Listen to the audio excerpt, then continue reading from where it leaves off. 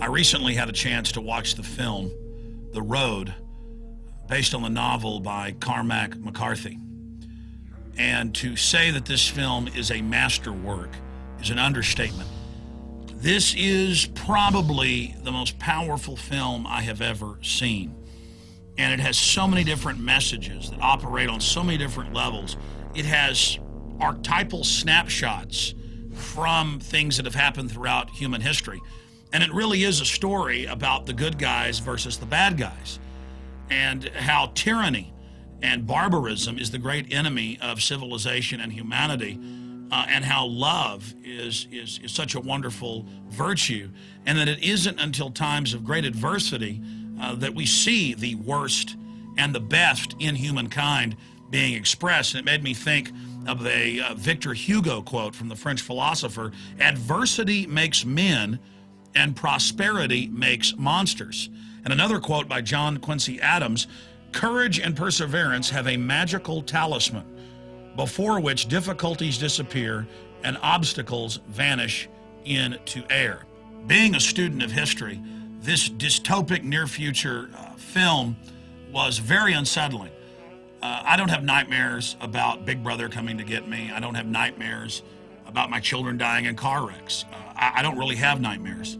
And I've been having very disquieted dreams. I wouldn't even call them nightmares since watching this film, because I have studied Leningrad and the close to 1 million people that died in that siege, and the years of cannibalism that sustained the population under the Nazi onslaught.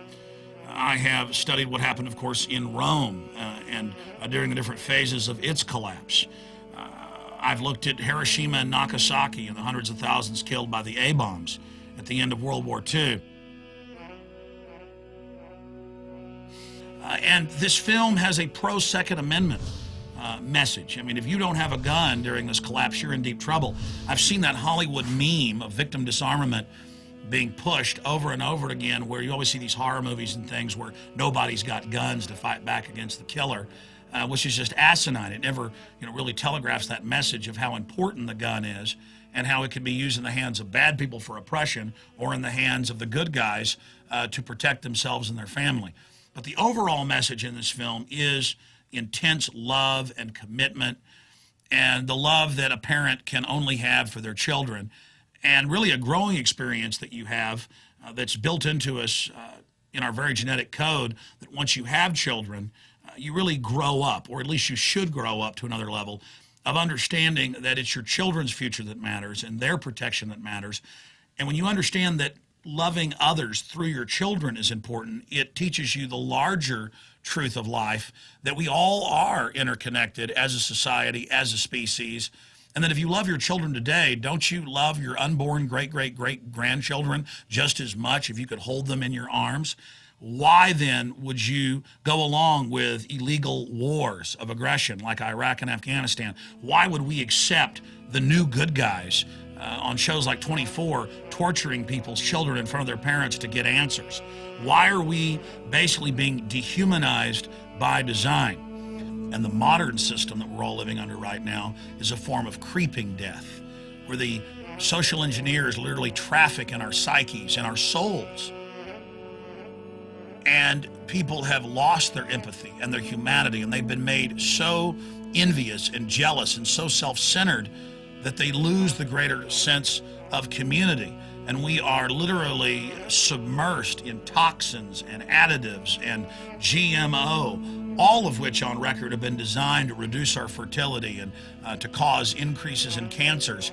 And the entire world population is fascinated now with catastrophe and collapse films, because at a subconscious level, the subconscious mind is much more powerful than the conscious mind, and the human computer knows that humanity is in a crisis on so many levels, but we can't recognize it because it's not a truck coming over a hill, with 15 cannibals in the back that are planning to butcher you and your son.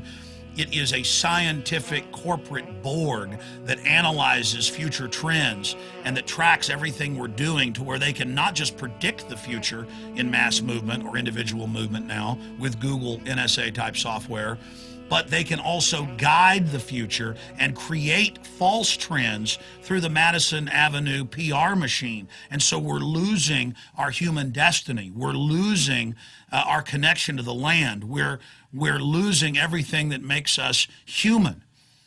I mean, it is a horrific thing to have all these government textbooks and documents that we cover on the show where they admit they're poisoning the water, they're poisoning the food, sperm counts are down by over 80% in the Western world, to know that HIV was a genetically engineered bioweapon, to know that they are purposefully adding mercury to the corn syrup, to know that they're feeding GMO crops to animals that is causing them to become sterile, and it's passing on these chemical toxins to humans, to know that the BT corn that grows its own natural pesticide is wiping out the bees, and then in all the studies it's causing massive organ failure in lab rats. Folks, that is even much more horrific than this nightmare dystopic film that has perfectly presented one spectrum of human collapse.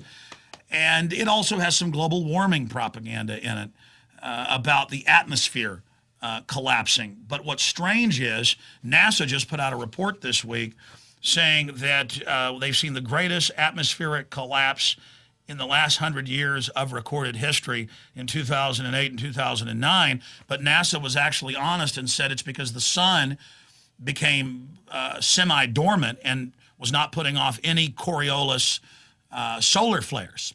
And so that the Earth itself has actually cooled in the last decade. It was heating up, and that cooling trend and that ionizing radiation that forms cloud nuclei has not been there in the last decade, and so the atmosphere began collapsing. Thank God the sun just flared back up. We now know that giant asteroids hit the Earth conservatively every few 100,000 years, and it's the same with megavolcanoes, like the one in Yellowstone. We know it's not happening every 10 or 15 million years like scientists previously thought. We know that the sun is not stable, that it cools off and heats up. We know that we are living on a tiny little blue-green jewel floating through space way out in the boondocks. And then when you read the globalist plans, where they openly want to destroy the family and basically mechanize humanity and turn us into basically biological androids, you realize that the threat in the short term isn't asteroids, it's not global warming, but that it is the elite with their open-air genetic engineering. I mean, I just saw last week a major university study with this new salmon they've approved that within controlled conditions, they did test, and that the genetically engineered chimera, it's a cross species, it's only part fish, extincted the other salmon within 40 generations, and that's 40 generations in the open sea. We know that they've, for over a decade, have part spider, part goat chimera creatures, genetic mutations that create body armor in their milk. We know that the major GMO companies aren't just coming out with 8 major food crops, but hundreds and hundreds, and that they are literally rewriting the genetic code of the planet, and they don't even care if it has dangerous implications. The real threat is this scientific elite that has literally walled off humanity in a kind of arrested development. And they write about this, and the establishment in articles written by Bill Joy and others have openly discussed the fact of, do the elites even need humanity? Or are we garbage that has to be taken out? And you read the official United Nations plans to reduce the world population by at least 80%, and you realize that this entire world government, in their own words, is being built as a kill grid. And what's crazy is it's so horrific, even though it's publicly available information, the average person can't face it. Once you've seen The Road, you'll understand what I'm about to say, but it totally resonated. We all know Veritas. We know truth because it's something that was already in us, and we see it as self-evident when another fellow human being has experienced and thought the same thoughts you're having, but just from a different perspective, and that these men and women could come together and make this film, that this author could write this book and could put out such Veritas. It is just a work of extreme beauty and touched my soul at the deepest places. Even though it's ugly, through that ugliness, it lets you understand how important goodness is, and love and honor and family and self-defense, Are you with the good guys or are you with the bad guys? And do you carry that fire inside you that even as we're becoming nihilistic and more evil, and even as people look around them and say, everybody else is evil, I'm going to be evil. It's saying, no, I'm going to carry the fire in myself. I'm going to be good. I'm going to try to be pure. I'm going to try to be loving. I'm going to try to be honorable. It doesn't mean any of us are perfect, but you're striving. You're carrying that fire inside of you. And so I salute the filmmakers, and I salute everybody else who sees this film and is touched by it, because this is truly the greatest masterwork in filmmaking that I have ever seen.